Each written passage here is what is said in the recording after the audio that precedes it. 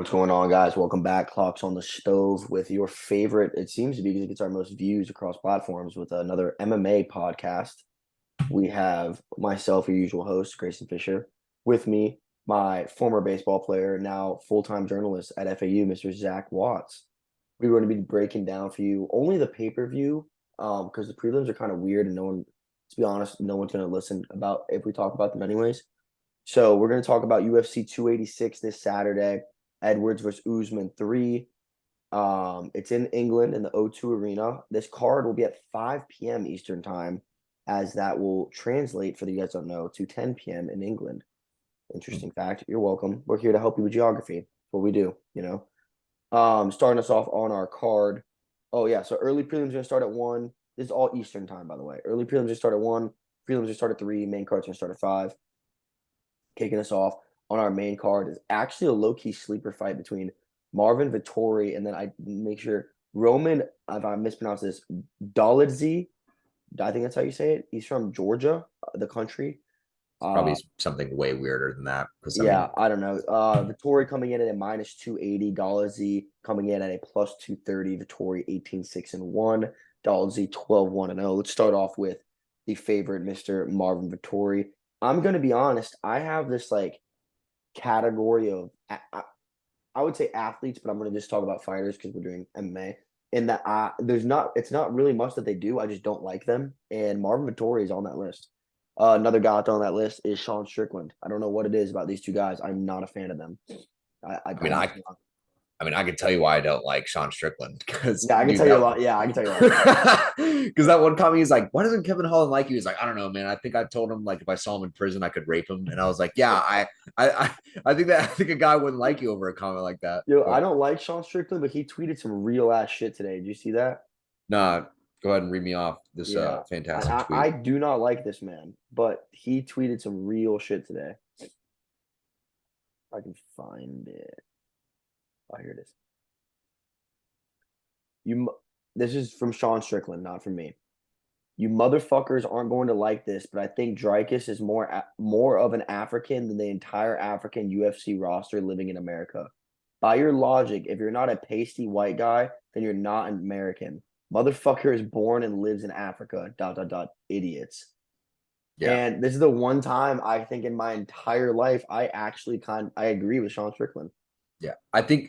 I think it's important to provide some of the context of where this kind of came from. So for those of you that don't know, Kamaru Usman, who is our main event for this card, came out recently in his press conference. It was kind of like uh, Dricus du Plessis, who's born and raised in South Africa, just happens to be a extremely white guy, Well, the he's same South color as me, African. but That's the majority. but he Yeah. is South African. Yeah, so he claims to be the next like African superstar, and apparently the whole like trifecta of Francis Izzy and Kamaru didn't really take kindness to that.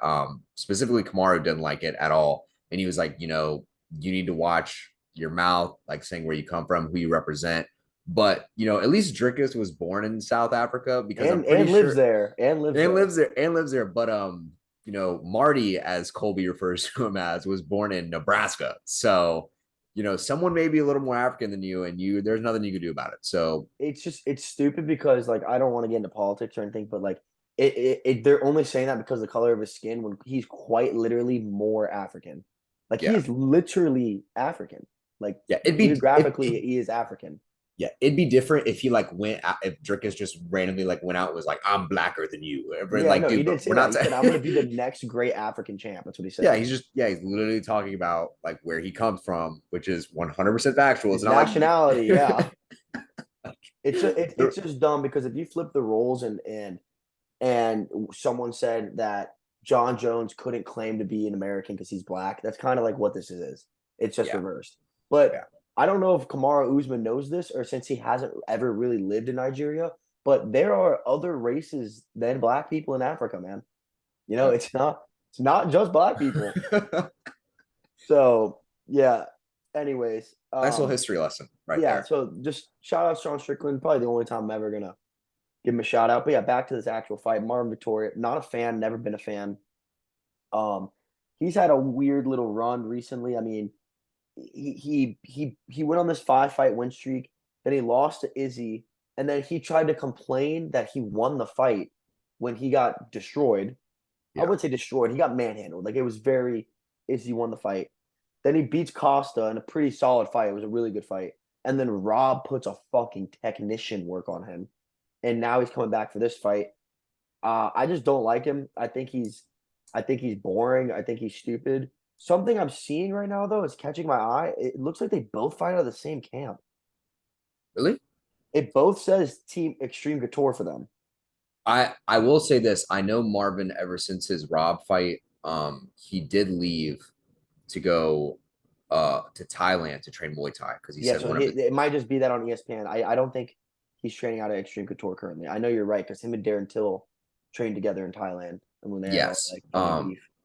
Yeah, which I will give him credit for. If you're able to spot your own weakness, good on you for trying to improve in that regard. I think I forget the name of the guy that's over there that kind of leads that camp in Thailand. He's extremely well known. It's just Yeah, he name trains like Peter Yan, like all those Yeah, killers. yeah. So obviously he went to a well-renowned camp. He's obviously earned the respect over there for them to allow to train with them. He's taken it very seriously from the videos that I've seen.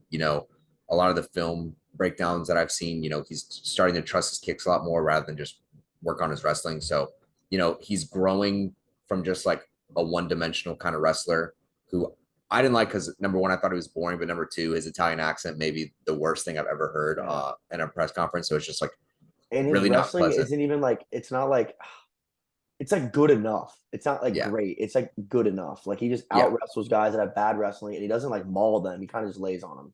Yeah. Like, okay. What we mean by bad wrestling, and I think a lot of people get this kind of misconstrued. The way I look at wrestling is I look at it in two ways. Number one, when you shoot for takedowns, just because you blast double someone, are you trying to get the top mount? Are you trying to get the side control? Are you trying to take their Are back? you working to finish? Are you working to finish or get a submission?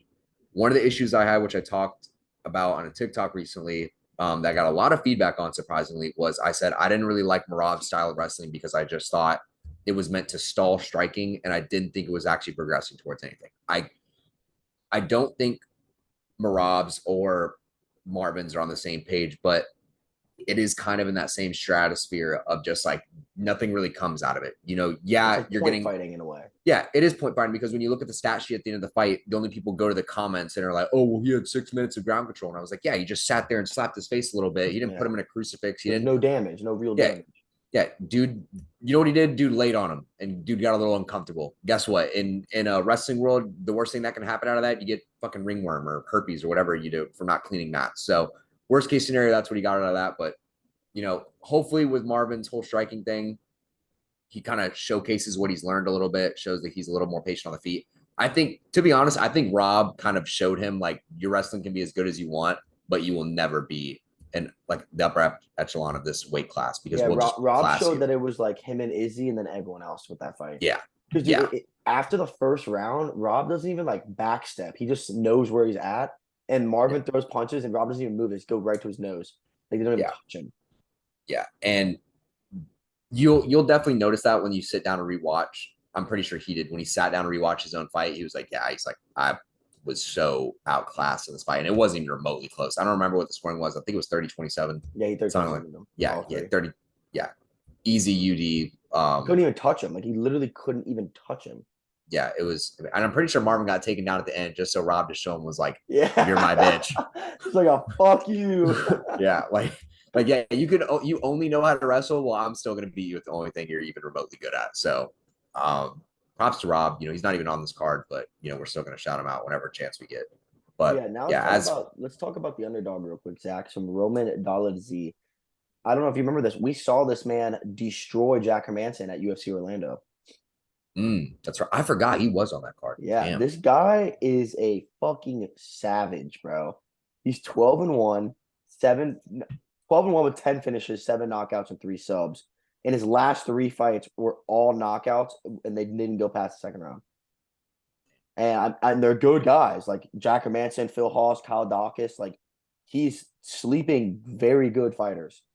He had a weird loss against Trevin Giles, but I do believe that was at welterweight, and I think he's come up since then. But I don't know too much about this guy other than the fact that he's like he has a like hitman-esque vibe to him where he's like He's European, or maybe he's not European. I don't know what country it is, but Oh, he's Is foreign, he and he has is like he a Georgian? yeah, he's Georgian. Yeah. So he's got like a thick beard and a thick accent, and he just snipes people. Um, giving my honest take, I think minus 280 for Marvin is way too big. I think it, I think it goes two ways. I think Marvin wrestle fucks him, or Dolidze puts the hands on him. I don't think Marvin can strike with this guy. I do think Marvin is bigger. No, Marvin is smaller. Yeah, Marvin's smaller by like what, 0.2 inches? 2 inches and 2 inch reach. Yeah. Um, Wow. there's like two ways I see this playing out. I think Marvin is the more experienced. I don't want to say overall better, but just like better for where the UFC currently stands on how judging would go. So I think Marvin can definitely win if he wants to point fight. Technically, one of the things that I do think may be worrisome is because he's worked so much on striking and it's so fresh in his mind, he may become a little too lenient towards it, or he Like may trying to prove a think, point. yeah, prove a point kind of thing, try to see where he's at, like prove it to himself. And if you want to do that against this guy, that's not the best way to do it. He might I'm knock you the sorry. fuck out. Yeah, he may knock you the fuck out because, there's a reason why they teach you wrestling, and that's because in the world of striking, there's something called a puncher's chance, and you get clipped one time, good night. Sorry, it's just how it is. It's not like, oh, you got knocked down this one round, we'll give you 10 seconds to get back up. You get clipped and wobbled a little bit, they're throwing like 4 or 5 punch combinations at you that I promise you, if you're a little dazed and confused, you're not going to be thinking the next step ahead. You're going to be in survival mode. So I do think Roman has the capabilities on the feet to put this away. I just think if Marvin is as smart as he is and he's earned the ranking of where he's at in that middleweight division, I think he could definitely put this away as he needs to. So I think his wrestling is kind of what's garnered him this minus 280 or whatever it was favorite in this fight. But then again, you never know. This is the UFC, baby. Anything happens. So I do like what you said. I think the veteranism goes to Marvin. This is kind of like, I won't say a title eliminator, but this is more of the loser becomes a gatekeeper, in my opinion. I mean, Vettori's gone up. He lost the two best guys in the division. If he loses this, it kind of like, all right, you don't deserve to be there. But Dolidze, although he's fresh in the division, he's 34. So this is his like last run at this. You know what I mean? yeah. Um, I'm not gonna pick a fighter. I am gonna say I do think this fight goes to decision. I think Mm-hmm. regardless of who's wins, I don't think Dolidze, even if he pieces up Vettori, I don't think he could sleep him. And I don't think, and we all know Vettori doesn't finish people. So I'm gonna take the over 2.5 rounds on this fight. Or would it be 1.5, just 3 round fight? Yeah, probably. It'll probably be 1.5.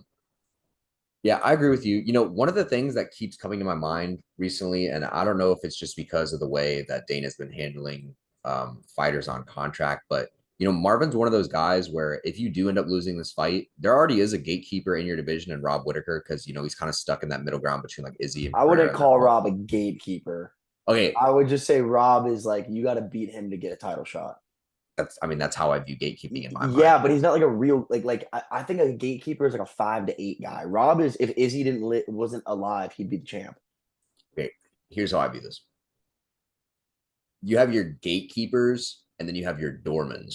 If you want to get inside the building, you got to go through Mr. Mosby. And that's Yeah. you Yeah, get yeah. or You can get into the facility through the gate, yeah. but you Oh can't get yeah. into the building unless you beat Yeah. Rob. Yeah, for I like sure. that. I like That's how that. yeah. So yeah, even if you get past Marvin, Rob's just gonna be standing there being like, all right, bud. He's like, you had your tune up. But he's like, now you're stepping into the real octagon. So that's kind of how I view it. But the reason why I kind of brought that up is you do end up losing this fight. You're only going to drop in the rankings. I don't know. I could see him going to another. What's the word I'm looking for? Does Sean Strickland have a fight right now? I don't know. What's the word I'm looking for? Not a presentation. Anyway, what I'm trying to get at is he could either look at going to PFL or Bellator or one. Just looking at another organization. You think he'd be gone immediately? I don't think they'd get rid of him. No, I don't think they get rid of him, but I think he should start exploring his options, especially with how many fighters are starting to explore, especially if Francis signs to Yeah, PFL, which apparently if Francis signs a PFL or one, a fuck ton of fighters ton are of gonna go there. fighters. Yeah, Yeah, those like gatekeepers in a lot of other divisions can easily go to these other and organizations make and more become money to champ. fight. I Yeah, wouldn't say easier guys. I would say less hectic. yeah, You're still yeah, fighting world class fighters. It's just if you're fighting the number 9 guy in PFL, he's not nearly as good as the number 9 guy Yeah. in the UFC. But Yeah. it's So when you fight for the championship in PFL and one, those are Eddie Alvarez, Demetrius Johnson, like those are fucking certified fighters. yeah. Roy So McDonald, you know. yeah, dude, it's really gonna be interesting to see what happens with this whole Francis situation. Because if he does end up signing the PFL, If I he goes to would not. PFL with Jake Paul, you're gonna see a lot of guys my age that are gonna start signing there instead of the UFC. Yeah, you're gonna see the shift because right now Yeah. UFC I feel like has dominated for so long, but we're gonna get into it later about how much Dane has kind of been shit in the bed recently with his whole product and just how he's carried himself. But we'll touch on that later. But yeah, maybe Vettori, if he loses, this is a big if. He explores his options. If not, you win. Keep striving for that belt, man. Don't think you really have a chance, in my Well, opinion, because also I know this. I really think Vettori stays, but I mean, Dan Hardy just got signed to the PFL Europe uh head of fighter like personnel. yeah. So I could see him being like, "Little Marvin, we'll throw you a fucking bag," you know. Hey, I'm just saying, if he ends up doing it, you heard it here first on Clocks and Stuff. So just a Let's go little to our next fight. It's a women's flyweight fight. I actually don't know much about these two ladies. I was just doing some research.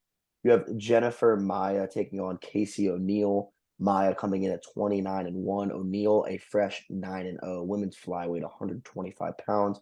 Maia's your underdog at plus 150 with O'Neill as the favorite as minus 175. Zach, I do not know. All I know is what I've looked at. And out of her 9 wins, 5 of them are finishes. But she has not beaten anybody that I know outside of Roxanne, and I do believe she was Roxanne's retirement fight. So I'll not try to knock her, but I don't really like it. Doesn't really intrigue me, if that makes sense. yeah. But on the other end, this Maya hasn't. I mean, Maya hasn't done shit. She just beat Moros, who I don't even know who that is. And then besides that, she's lost to Art. She lost to Chakugian. She lost to Vincheko. Like Chef Checo. She's like all the good fighters she fights, she loses to. Um, Gatekeeper. yeah, extreme gatekeeper. I would say, the one thing I'll give her though is she came from a good background in Invicta, which is like extremely fucking like if you're a girl fighter and you come from Invicta, you're a badass. Mhm. Um, you know, the way I look at it is it's the vet in Maya versus the young buck in O'Neill. I'm just gonna take O'Neill because I think Maya is old and I think they're kind of doing the UFC thanks for helping us out. We're gonna give you a killer in your last fight. Mm. And I think the UFC, and not in a weird way, but like O'Neill's a good looking girl. She's very young. She has a interesting style, and all those things make her marketable. She's not Yeah. American too, which also makes her more marketable. I think the UFC is using this to kind of build her image. They're on a really big card. Have her beat a girl that doesn't suck, but isn't amazing, but it's like it's a quality win. If she beats Jennifer Maia, that's a solid win over a vet. I think Yeah. they're just helping O'Neill. Now anything can happen, but I'm gonna take O'Neill and I'm gonna take it by a finish. I don't know how, but I'm gonna take O'Neill finish. Yeah. I like all the things you said. Kind of, I kind of made a funny connection. Anytime someone beats a person that just retired, I view it in the same way of like any Ohio State quarterback going into like the draft. But it's like, all right, like you always do good at college, or like you always win against the person that's retiring. Like that's just how it is. But like, can you prove it on your next fight? Like, do you really have something to prove? I do think this girl is really marketable. I do like her style. Haven't got a chance to watch a ton of Jennifer Maia, and even when I do, against people that she usually loses to, which it just happens. There are people that are better than you. It is what it is. But she's still in It the isn't. UFC, which is fucking Yeah, you're still awesome. in the UFC. You're a quality fighter. It's just there are people better than you. Like that's just how it is. It's the way the world works. Welcome to the food chain. And I think Casey's kind of climbing her way up this food chain right now. For Dana, especially when it comes to your women's division fighters, you're kind of getting you kind of got lucky with the whole Grasso beating Shevchenko thing. So now you have a little bit of not turmoil, but uneasiness in that Oh, division. that is this weight class. Yeah. So there's a little bit Yeah. of uneasiness. So now you have a new person that gets to kind of run through the division and make their rounds. Obviously, they're going to have a rematch. So we'll see about that. And Because Gaethje is probably gonna baptize her. yeah. But then again, if you throw that spinning shit, we know what Never throw happens. spinning shit. Spinning shit. Yes. Because and even Grasso said, like, sorry to get off track here, but even Grasso said in her camp, like, we were waiting for that the entire camp. Like, the entire thing we trained for. She's going to throw spinning shit. We got to find a way to stop it, get her back, and there's no way out of it. And so shout out to her. I know we weren't able to go over that card, but for Casey O'Neill, especially through Dana White's eyes as like the promoter, you definitely want to try to find a way to give this girl another winnable fight to keep her unbeaten streak in order to kind of hype up her next fight. You're always working towards the next fight. It's very rarely like once you sign a contract, that's where they're stopped. They always look towards the next fight as promoters. So for O'Neill, they're probably going to see her winning this. I agree with you, probably with a knockout. She just seems to be more of a striker. Maya's She's just way solid. bigger too, bro. She's 2 inches taller and has a 5-inch reach. Yeah, she's probably gonna chin her. So here's what it is. I am on board with everything you think. Which one of these girls is from the UK? Isn't O'Neill from the UK? She's not from the UK. She's from New Zealand, I think. She's So one of these- Aussie. She's an Aussie. The Oh, other one's she's an Aussie. Brazilian. Oh, interesting. You would think they'd put one of the UK women on their roster. Well, I mean, the UK entire card. the entire prelim and early prelim is just Europeans. Yeah, that's true. Yeah, they just get them in the seats and then they actually sell them the product itself. Yeah, So well, I that mean, and then you got not bad. European in our next fight, the main event, and the Vettori fight as well. Yeah. Yeah, going Yes. into the next fight, actually, welterweight match between Gunnar Nelson and Brian Barbarena. Gunnar Nelson coming in at 18-5-1. Brian Barbarena 18-9. Gunnar Nelson, I think he might be the largest favorite on the whole card at -370. Brian Barbarena +290. As Zach stated earlier before we came on the pod, Brian Barbarena taking this on short notice, replacing Daniel Rodriguez. Something that's interesting. So, I mean, I could tell you exactly how this fight's going to go down before it even happens, but Gunnar Nelson has not fought in a super fucking long time. And for those you don't know, I don't know if you know this either, Zach, Gunnar Nelson's name started because he was with McGregor when McGregor came to the UFC. They signed Gunnar Nelson and McGregor together because they were teammates, and then they brought him over. So that's what like kind of built him. I don't think he's bad. I mean, he's not bad. He's 18-5, with 12 submissions and 4 knockouts. He's not bad at all. But I mean, it hasn't really done much. I mean, besides his fight in March, which he won against Takashi Sato, he had not fought before that since 2019, where he lost to Gilbert Burns and lost to Leon Edwards, beat Alex Oliveira, and then got knocked out by Santiago Ponzinibbio. So he hasn't done much. He hasn't fought in so freaking long either, dude. It's just weird. And everyone knows his stand-up sucks. He's a pure grappler. Like he is as Damian Maia-esque, Ryan Hall-esque, Ben Askren-esque, pure grappler as it gets. Brian Barbarena is the exact opposite. I don't think Brian Barbarena has poor grappling, but Brian Barbarena is kind of in that last wave of like tough guys that got into fighting, not like martial arts or athletes. Exactly. Yeah. So he's a dog for taking this short notice, by the way. Big fan of that. But I think either Brian Barbarena knocks him out or Gunnar Nelson's going to take him to the ground and just submit him like RDA did. Good thing for Brian Barbarena is Gunnar Nelson is nowhere near as good as RDA. But you already know you're going into enemy territory when you're fighting this fight. Nelson's is he Irish? What is he? Iceland, yes. Maybe that's where he's born. How is he training with McGregor at Ireland? I don't know. Don't care. I'm not. It really doesn't concern me. Sick mustache though. But I think Gunnar Nelson is he's going to be the fan favorite. They're both old. They're both really old, actually. I think 36 and 34. Yeah. 33 and 34. Yeah, they're both really old. There's no like implications. They're kind of just fighting to fight. I think Gunnar Nelson has to put him away in the first, or Barbarena is going to gas him because Barbarena has a tank. Just keeps coming.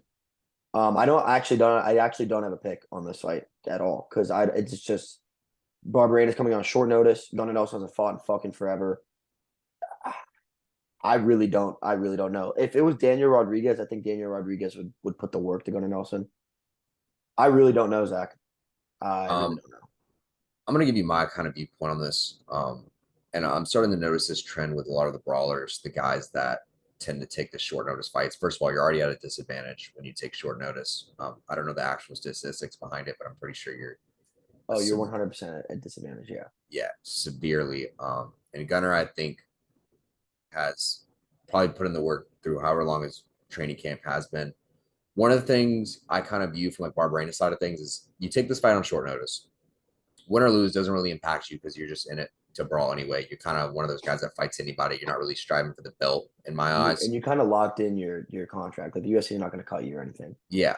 Yeah. And another thing that I think is most important is when you sign a contract against a grappler, you really don't care if you get tapped out because you're not really taking any damage unless you like refuse to tap and like break an arm or something. But like when you get tapped out, you're not really getting medically suspended for that long. So you can just go right back into your next camp where you can have an appropriate weight camp. So this for him is probably just earn an easy bag. If you win, you win. Looks good on you. Get it in front of a sold out crowd in the UK on a huge card. So, it's very low risk, high reward for Barbarena. So for him, I do think he is at a severe disadvantage. I'm probably going to take Gunnar Nelson via submission in this fight. I'm going to go against you, though. I think it's going to go over 1.5, only because usually when you take short notice, both guys are kind of more timid. I wouldn't say timid, but, if A little more cautious. yeah, a little more cautious, especially for Gunnar Nelson's point of view, because you get signed against a brawler, you have no fucking idea what this guy's going to throw at you to open up the gates. You don't want to get clipped in the first round. So, as a grappler, maybe feel it out, see if you can set up some shots, throw a little feints in there, see what's working for you, and then he'll probably get a submission later in the second or in the third is kind of how I see it. Or I could be completely wrong. Barbarena could just absolutely fucking baptize this dude, and we'll be in for a nice little treat. For a highlight. Gunnar Nelson, the type of dude to pull guard, bro. He would be the type of dude to pull guard, wouldn't he? Yeah. That reminds me. I was watching a video the other day. I think it was when BJ Penn got knee barred or like ankle. He got like Imanari rolled by like Uriah Hall or something like that and got tapped out within like 30 by seconds. Ryan Hall, yeah. Yeah, by Ryan Hall. And then immediately I saw that and I was like, holy shit, we should have just made Ryan Hall fought Duplessis or like whatever that guy's name was. Duplessis. Oh, the guy that fought Dan Hooker. Dan Hooker and just rolled Ryan out each Hall other. was supposed to fight not that long ago, but he backed out. He always backs out of fights, dude. I don't understand that. He always backs out of fights. Well, he's a professional grappler first, MMA fighter second, but he always backs out of fights. Yeah. Speaking of backing out of fights, how about well, this isn't really backing out, but Elster Uberim getting clipped for the doping and the boxing. How about on that same note? How about Jordan Oliver? You hear about that? No, what happened to him? Jordan Oliver signed to Bellator last week. Yeah. Find out yesterday the reason he signed is because he got banned from the Olympic trials because he failed the USADA drug test. Guess what he failed it with? Creatine. Marijuana. They won't let him wrestle in the Olympics because he smoked a joint. How insane is that? Now, obviously, he's going to make way more money, and they're going to market the fuck out of him in Bellator.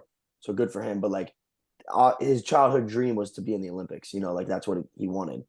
But, yeah, the headline was, like, Jordan Oliver busted for doping, and everyone's like, he didn't dope, dude. He smoked some dope. Oh, dope. Yeah. Yeah, he didn't dope. And people are like, it's literally recreational in the United States. Why would he get in trouble for that? This is one of the things I hate the most about media these days, and probably why we got into this is it's such a baited headline to purposely get clicks. And for the people that don't do their research, they're just going to read that headline and immediately discredit Jordan Oliver for how hard he's worked. He's cheating. Yeah, he's cheating. And then we have to step in and deride this man to protect his name, which I will gladly deride Jordan Oliver. Yeah, I'm a big Jordan Oliver fan. Yeah. So love in that regard, but yeah, but that sucks, bro. Like Alistair Overeem, he's on gear. You could look at him and be like, holy shit. But Jordan Oliver, like he passed the entire test. There was nothing in him but weed. And they're like, yeah, sorry, you can't represent the United States of America because you smoked weed. Yeah. So fun. Yeah, but anyways, I hope he the Russians. I hope he has a fucking phenomenal Bellator career. And I think they're gonna do it right. They're gonna feed him tin cans and build his name, which is good for him. He deserves it. But yeah, let's get back to this card. Shout out Jordan Oliver. We love you. Hopefully we can get you on this podcast one day. Yeah, baby. So our co-main and main event, the other fights are like co-main and main event are fucking electric for this fight card. Banger. Our lightweight, we have I don't know the rankings, it's not on here, but we have Justin Gaethje fighting Rafael. I think it's Fiziev, whatever. Yeah, Easy something like Bobby. that. Gaethje 23-4-0, Fiziev 12-1-0. How? Listen to this, Zach. Gaethje's the underdog at plus 190. So fucking Fiziev minus disrespectful. 230. Super fucking weird, brother. Super, super fucking weird. I will give some respect where respect is due, though. Fiziev's been on a tear. He lost his opening UFC fight in 2019, and since then he's been a monster. Looking at, he beat Alex White, Mark Diaxis, he beat Renato Marciano, he beat Bobby Green, Brad Riddell, and Rafael dos Anjos. Also, he knocked out Brad Riddell and Rafael dos Anjos. Went to war with Bobby Green. Very controversial win over Bobby Green, by the way, for anyone that hasn't watched that fight. There's a lot of take on that fight, but he's been on a fucking tear. 9 of his 12 wins are finishes, and 8 of them are knockouts. I mean, he's killing it. He's been asking for a big fight for a long time, and they haven't really given it to him. He's not very marketable. He's very marketable fight style wise. He's a banger. He throws nasty leg kicks. He has gross combinations. I mean, you saw that combination he hit on Renato Marciano, like Makano. He's a dog, but he's super nice, and he has like a weird accent. Like he's not very promotable. But then you got Justin Gaethje on the other hand, who's like the most electric fighter ever. I think every single fight he's had in the UFC, he's had a bonus. Um, a lot of weird stuff I've been seeing this week on Twitter about Gaethje saying that he's not that good, that since he's 6-4 in the UFC. All 4 of his losses are champions, by the way. And And wars. yeah, and Wars. wars. No one went out there and dismantled him. They're all dog fights. I believe his last fight was that another war over Michael Chandler a year ago. Oh Mhm. no, he lost to Oliveira after that. Yeah. Actually, that one was not a war at all, so we'll give him that one. I mean, that was still, dude, he knocked Oliveira down in the first round and Oliveira Yeah, stuns it back. That was, bro, we were losing our goddamn minds over that fight, and it won performance of the night. So it can't say yeah. it wasn't a fucking banger, to say the least. But there's been a weird skepticism. I mean, out of 23 fights, 20 of his wins are finishes, and 19 of them are knockouts. Like, I just don't get how you could say he's not one of the most electric fighters ever, if not the most electric fighter ever. The way I look at this fight is there's two ways this fight goes. Obviously, I'm cheering for Gaethje. I like Gaethje a lot. I think 2 things happen. First, the Tony Ferguson disease. Mm. This is Gaethje's. You're starting to fade out. You're 34 years old. You got a young buck coming here. You're gonna start fading out. It's done. I'm sorry, man. Like you're gonna need to start looking at your future. Or it's Gaethje going. There's fucking levels to this shit because Rafael's been calling him out for a fat minute. Been calling him out for a while, and Gaethje keeps pushing it aside, pushing it aside. And finally, he's like, "Fuck it. No one else wants to fight me. Let's fight." Ideally, I would like Gaethje to win, and then him and Dustin fight for the second time, and that'd be electric. Super marketable fight as well. But this is weird, man. This is a weird fight. I am going to take Gaethje though, and the reason I'm going to take Gaethje is for the simple fact that him and Usman are training partners, and when you do camp with someone who also is one of the greatest fighters of all time, Kamaru Usman, you don't get worse, And Trevor Whitman's your coach, like you don't get worse. So I am going to take Gaethje in this fight. I don't think he's going to beat the shit out of Fiziev. I actually think it's going to be a banger. They're both going to stand and trade. I just think Gaethje's veteranism and, like I said, having that confidence of doing this camp and going into this fight with Usman, I think that's going to give him the nod. I'm going to take Gaethje in this one via decision. All right.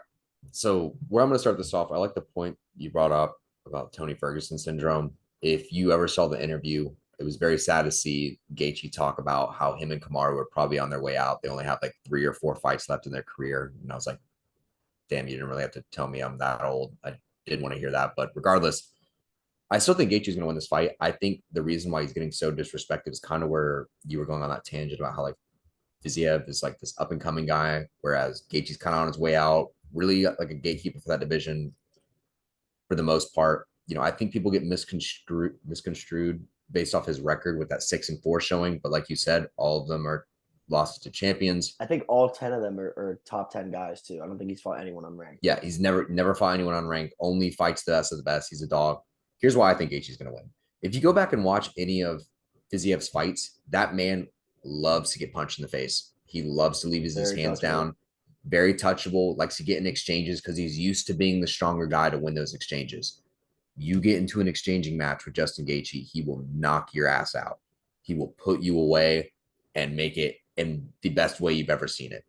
That's kind of Gaethje is a lot. Also, they're both very similar in the sense where they like to set up with leg kicks in the beginning of the fight. Both of them kind There's of gonna gauge be your a range. fuck ton of leg kicks in this fight. Yes, they're literally just going to stand and trade leg kicks for the first round. Then they're not going to be able to walk. And then they're just going to stand in the middle and throw hands for the last 2 rounds. And I'm going to love every second of it. I'm not going to care. Yeah, they're not going to. Gaethje, even though Division I wrestler, amazing wrestler, only uses it to stuff takedowns just to keep it on the feet. Because he's like, I don't care. He's like, I could take you down, but I don't really give a shit. He's like, I'm just going to hammer away. So because with that being said, I watched the Fiziev fight against Bobby Green. When I was rewatching that, Bobby Green touched him up a lot. And I'm going to be honest, just in my opinion, I think Gaethje's hands are a little bit stronger. Maybe not faster, maybe not as technical as Bobby Green, but no, he hits harder than Bobby Green for sure. He hits a lot harder. And if he clips Fiziev, I could see it with an uppercut because the way he always drops his hands, just throws those absolute bombs. I could see him putting Fiziev to sleep. So the other thing I think we're not talking about, which it goes back to that Bobby Green fight. Bobby Green got the fuck beat out of him in round 1. And then for the first half of round 2, and then Fiziev gassed. And Bobby Green put the brakes on him in the end of the second round and the whole third round. To the point where people thought that the amount of damage Bobby Green did in that third round and the very end of the second round should have won him the fight. So Gaethje does not gas. Gaethje can go for 10 rounds. So Fiziev, I mean, obviously he's gonna be training a lot harder and focused, but that if that is your style, is like you're used to just piecing hard in the beginning and then fading out. Gaethje's going to put his foot on your neck and break you. So I think that's another factor that's going to help is Gaethje's fine with dancing at a high pace for 15 minutes. That doesn't bother him. Fiziev, I don't know if he can do that with Gaethje. I don't know if he can keep up with the pace of Gaethje for 3 rounds. Yeah. I'm going to be honest. Looking back through his career, I feel like the same thing happens with Gaethje every time. Every time they think he's going to lose, he ends up winning. You look when he came over, was getting pieced up by Michael Johnson. Like, that was a great fight. Ends up knocking him out, wins. Loses to Edawrds. In a war. Performance of the night, obviously. Then loses to Dustin Poirier. So he has back-to-back lot. Yeah, war. Loses Dustin Poirier. What happened that next fight? He gets a main event fight versus James Vick. Everyone says, oh, James Vick's going to work him. Won't be a problem. Brutally murders James Vick. He executed James Vick to the point he left the UFC. Yes. Murdered him. Then goes out, beats Edson Barboza. Murders him. Faces Donald Cerrone. Gives him the Tony Ferguson disease. Just absolutely literally. Lands some bombs. Then did he face Tony first or Khabib?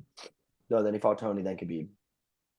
Fights Tony. And everyone was saying Tony was going to work him. Everyone was like, Tony's got that weirdness to him. He's just got that style. Gaethje put on one of the most unsettling performances I've ever watched in combat sports. If you go and rewatch that sport, it is hard to watch. And I love watching physical beatdowns. I watched a man's soul leave his body and Tony grabbed it and put it back in himself, only for Herb to stop the fight, thank God. Yeah. Loses to Khabib, obviously. Wins the first round, though. Does what he has to do. Then they give Michael Chandler, and everyone's like, oh my God, Michael Chandler is going to do it. Beats Michael Chandler. Then another war. Loses to Charles. Now he's got Fiziev. Only had a 2-fight losing streak, once in his entire career? And that was when he fought. Very beginning of his career. That was when he fought Eddie and Dustin.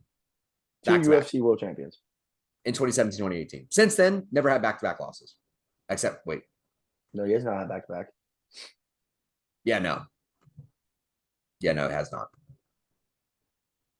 Has not had back-to-back losses. So I'm going to say he's not going to have back-to-back losses. I don't think he does. I don't think he's on his way out yet. He's not in that retirement stage yet. If once we get around to that, should he retire or not stage or not, then I'm going to start betting against him. But he's the highlight for a reason.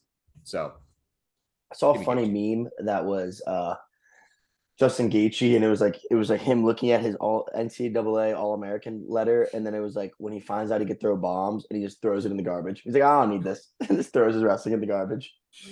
Jeez. But You love yeah, to let's see get it. to our main event. The reason why the people are here, Zach Watts, Mm. the undisputed welterweight title of the world, the try rematch between Leon Rocky Edwards and Kamara, the Nigerian Nightmare Usman.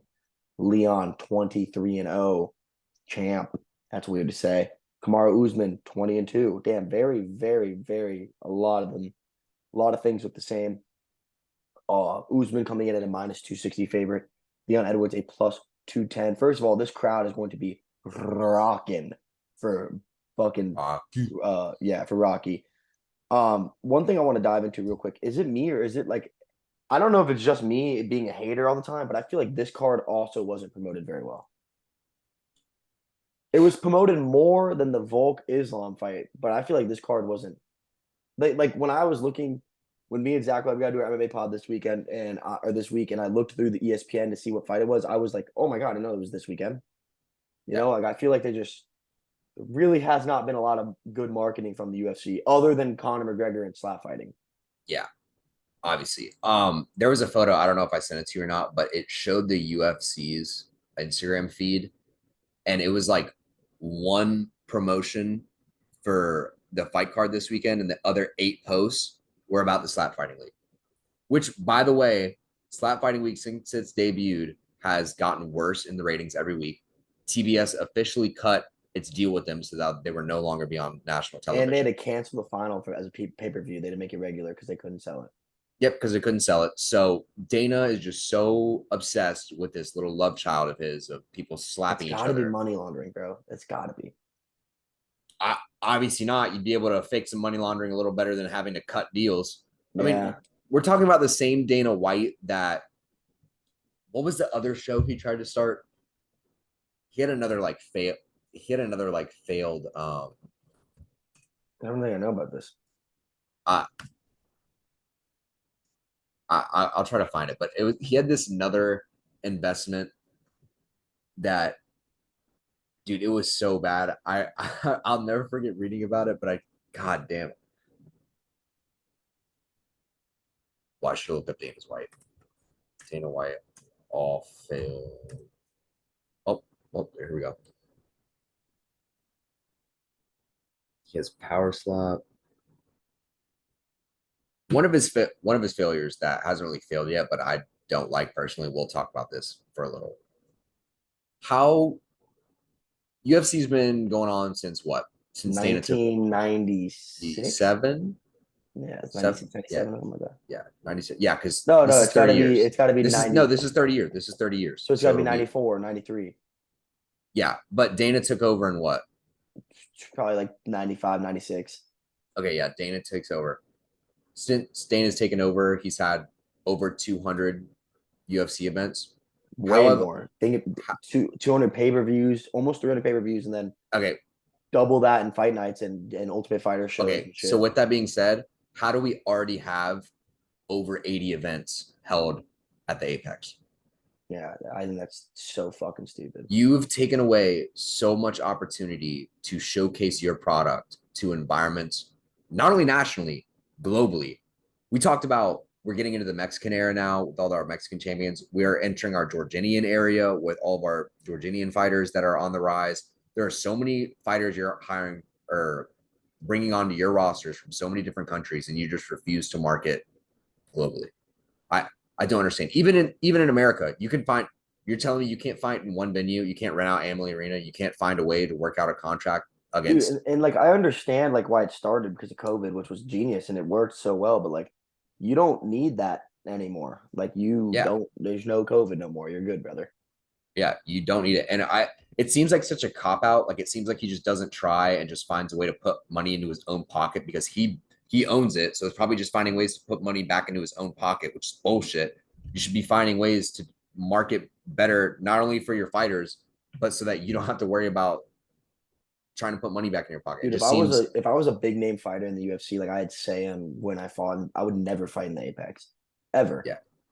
I mean, dude, like they try to put Sandhagen and Cheeto in the Apex, and it got such an uproar from fans that they had to move it to San Antonio.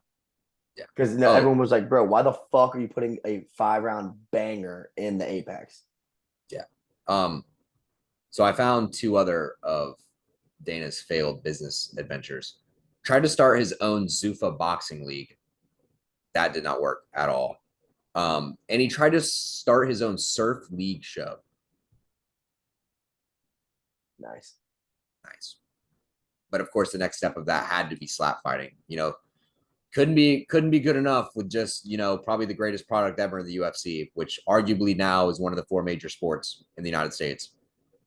You could even argue you made it part of the big 5 if you wanted to. You could argue it's I up there just based off don't. pay-per-view numbers. I just don't get how he got away with hitting his wife in public and nothing, like no reprimand, like nothing happened. Slap fight league. And I understand, like the Damar Hamlin timing saved his ass, but Vince McMahon or fucking Roger Goodell or anyone that owns any other professional sports organization in the entire fucking world loses their job in that. And he does. Yeah. And he doesn't, literally nothing happens to it. Instead, he actually goes and has a press conference and says, you guys can't do anything because you fucking need me. That's what he said. Literally what he said. He goes, it doesn't matter what I did. You fucking need me here. Okay, I'm not gonna lie. That's pretty hard. The fact that he held his own press conference, it was like, what? He was like, did you see it though? I mean, yeah, I remember that being posted. He has a press conference and he goes, yeah, I'm sorry. I fucked up. I've never done it. He goes, and everyone's asking me, am I going to get reprimanded or am I going to have repercussions? He goes, suspended. This is the repercussions. Like people ask me about it. He goes, yeah, but you can't get rid of me. You fucking need me. Bro, fuck you, dude. Fuck you. You think I'm going to suspend myself? That only hurts my product. He's like, yeah, why would I do if that? If I ever get fired from a job, I've never been fired from a job, thank God. But if I ever do, I'll be like, you can't get rid of me. You fucking need me. Like, bro, get the fuck out of here. Anyways, let's get back to the actual fight at hand. Either way, if it's not marketed or not, I think Usman. I think 2 things. One, I think the upset that this second fight had is so big that it already hit mainstream audience, and I think Usman has reached the caliber of fighter where he's like an A-list celebrity within athletes in America. I actually probably worldwide, honestly. So I don't think they had to worry too much versus the Islam fight. They needed to do a little more, also with the implications on it. That's another time. We'll have another talk about that with a TikTok or another podcast. But let's get to the actual fight at hand, just the fight.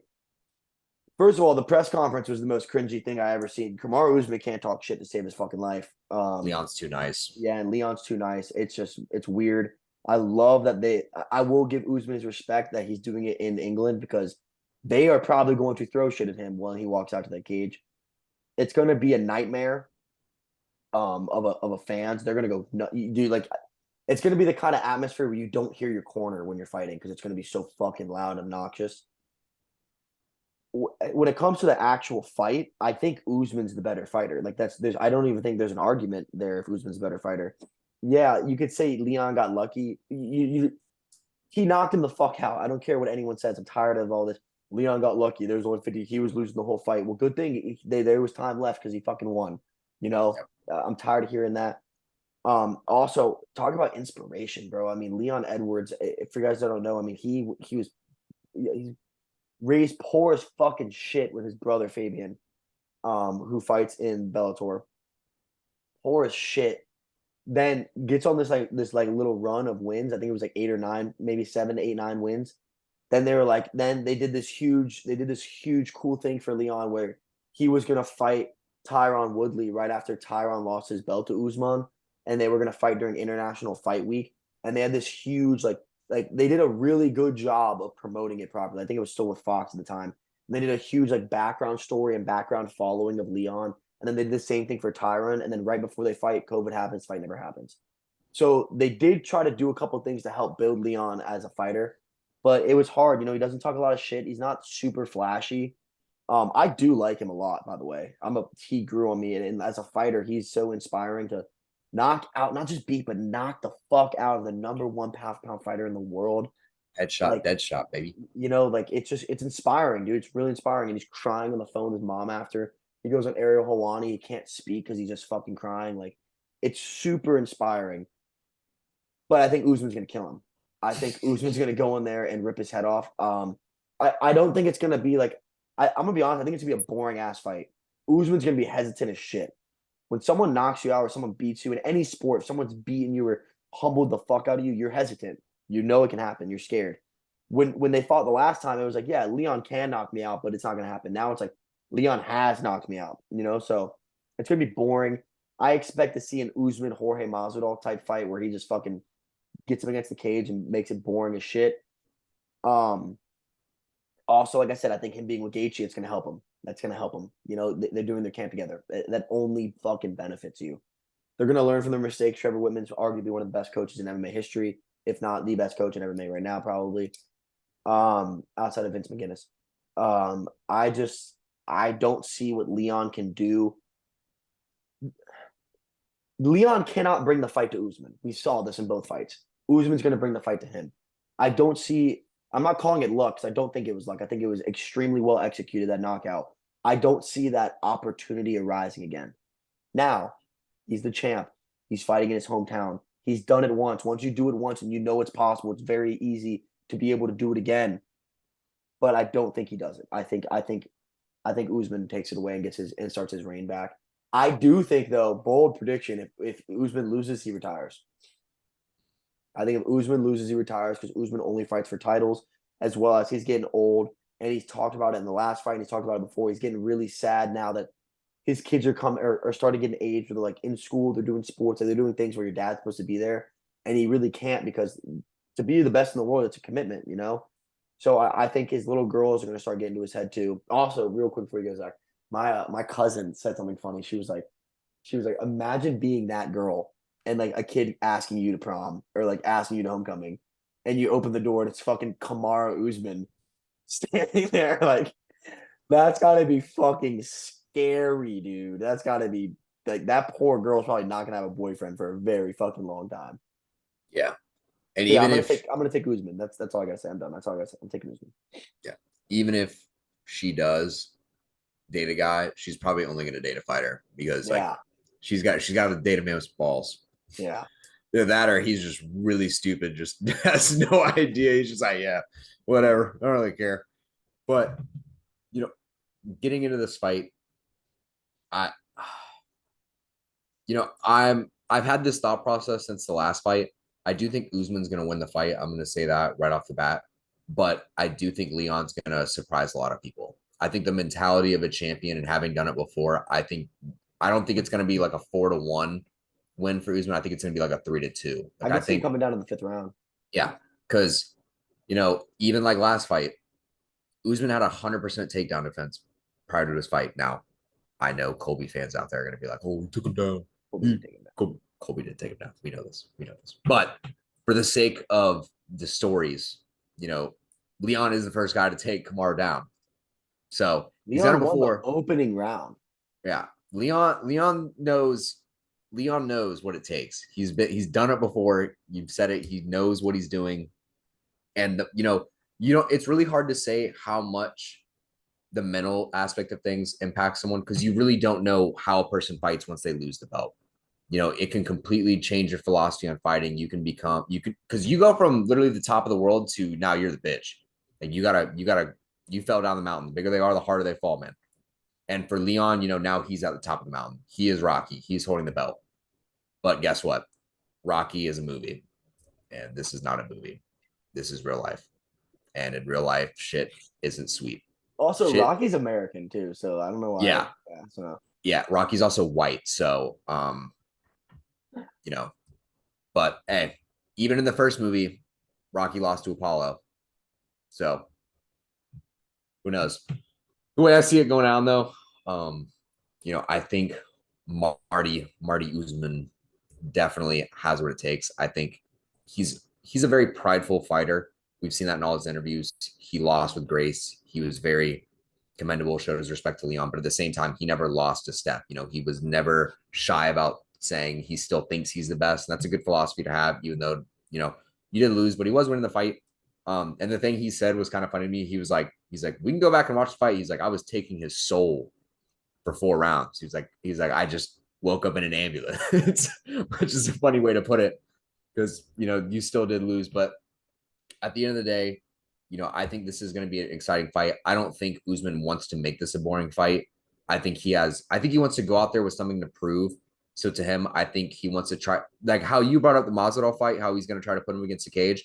I think he's going to try to end the fight the same way he did with Masvidal, and he's going to try to prove it with his hands. He's going to try to be better than what Leon's at. And if he does do that, kudos to him. But at the same time, it'll make for a very interesting matchup because I think Leon has something interesting in store for this fight. And I think stylistically, he's the perfect matchup for this. I just think he's been training really hard. How long has Usman been out since his like injury as well? Because ever since, he's been out for a little bit.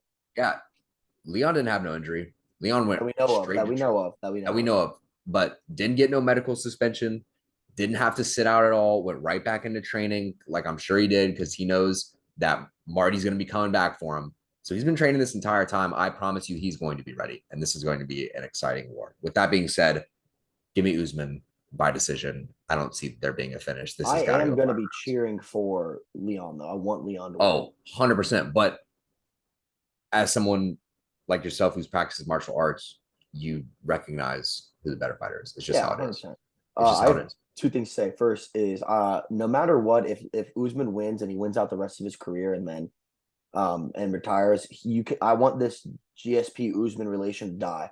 GSP never got knocked the fuck out ever. Okay.